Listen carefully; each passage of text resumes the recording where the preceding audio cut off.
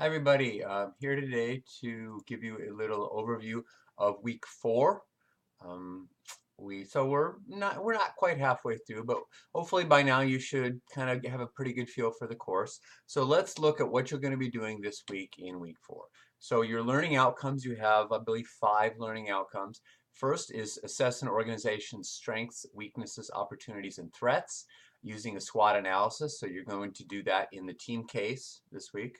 You've probably done SWOT analyses in other courses, so you're going to get to do one as a team here. 2, to design marketing programs to accomplish specific marketing strategies. You're going to accomplish that both in the discussion board and in the team case.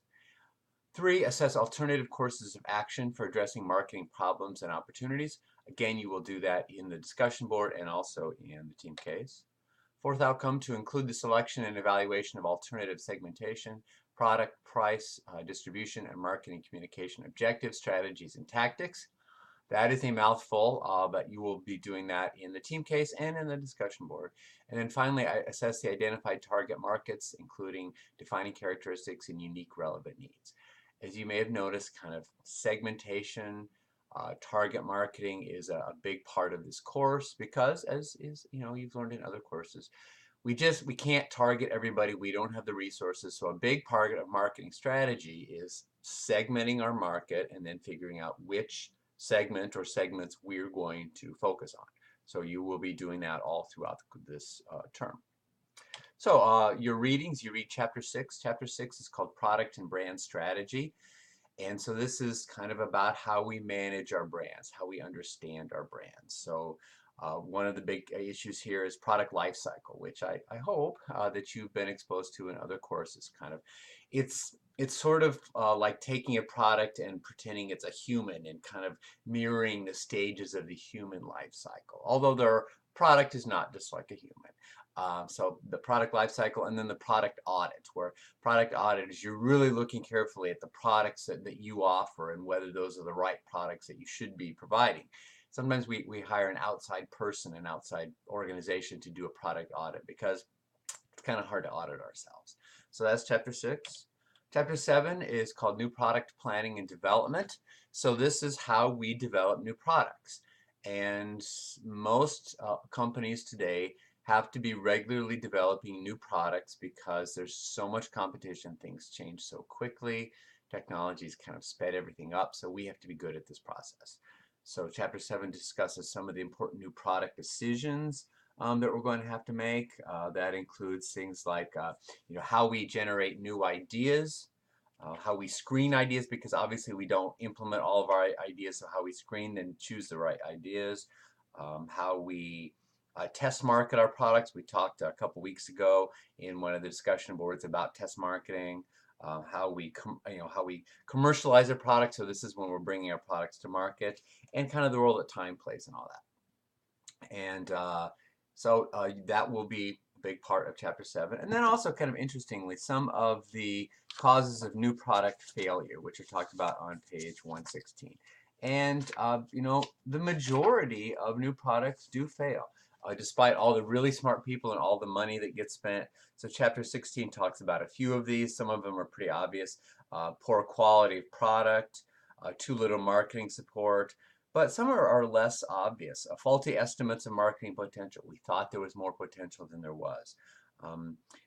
Faulty estimates of production and marketing costs. We thought this was going to be cheaper than it was. So you do need to understand this because despite the best laid plans of smart men and women, products do fail. So we need to try to understand that to lessen the chances it's going to happen to us.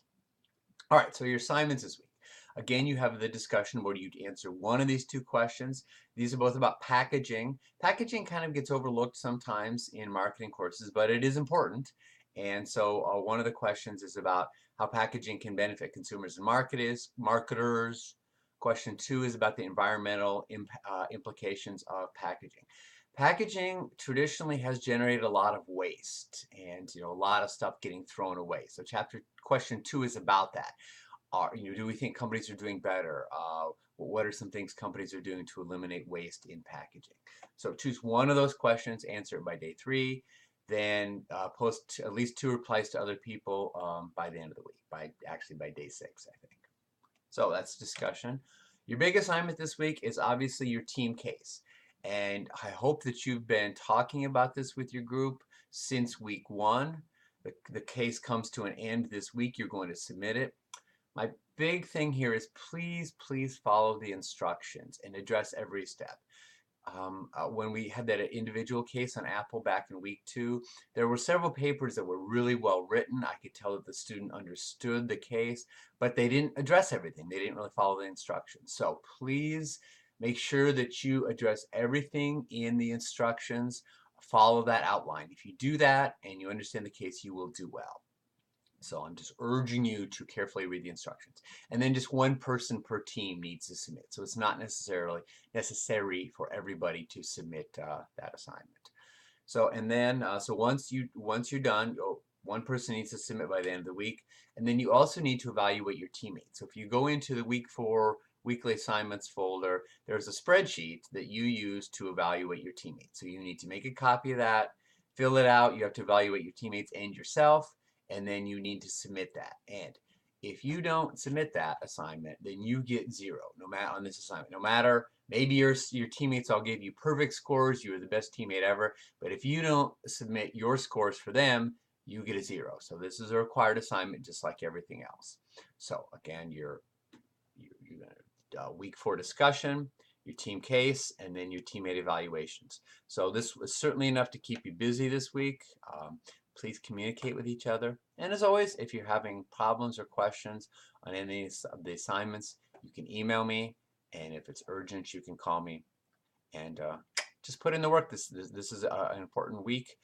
This is the end of the teamwork. After this, it's all individual work for the rest of the course. So put in the time, work hard, and I know you will do well. And I will see you online. Thanks, everybody.